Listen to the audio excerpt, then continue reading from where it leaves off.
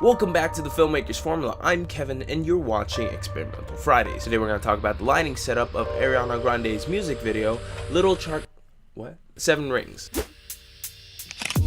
There's a lot of lights in this music video. Even me trying to recreate the lighting took a lot of lights. So I thought I would use this as an opportunity to talk about color and lights. There are many ways to color lights, and the reason you would want to is to set a different mood to your video. In the context of this music video, pink and blue, more like teal, is being used for the majority of the video. Pink is widely known as the color for compassion, love, and playfulness, and blue is the color for freedom and joy, especially that lighter color of blue, which goes along with the story of being financially free. This doesn't mean that you can just shine these colors on any scene and get the same results. Your clothes, your props, your lights, and everything else has to match the same colors in that spectrum. But for today, we're just talking about lights. Gels are one way to overlay color on your lights. And one set of gels I like to use are these ones from Roscoe.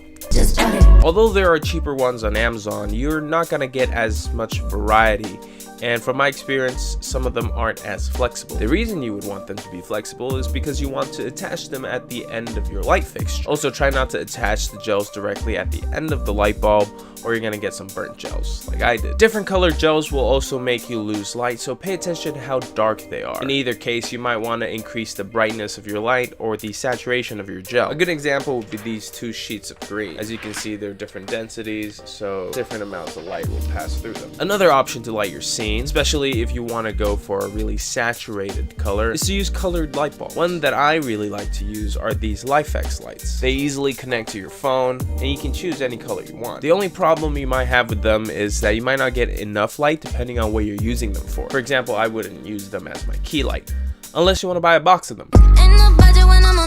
White walls and sharp corners can also help separate and bounce light. Something like this room would be a little bit too messy. Also, another thing to note is that if you add two different color lights on top of each other, they tend to mix. For example, if I took yellow and blue together, it would make more of a green.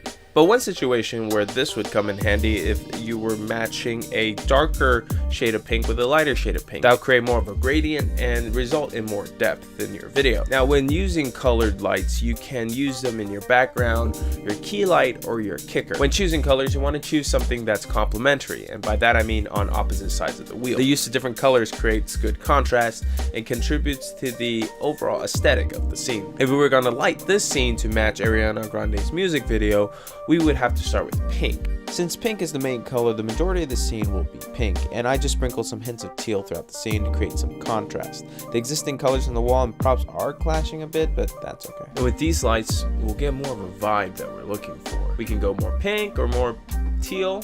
It's up to you. Feel free to mix it up. I hope you got something out of this video. There's a lot to learn about lights, and I only touched on a few topics. So be sure to leave a comment if you have any questions, and I'll do my best to answer them. Until the next video, I'll see you later.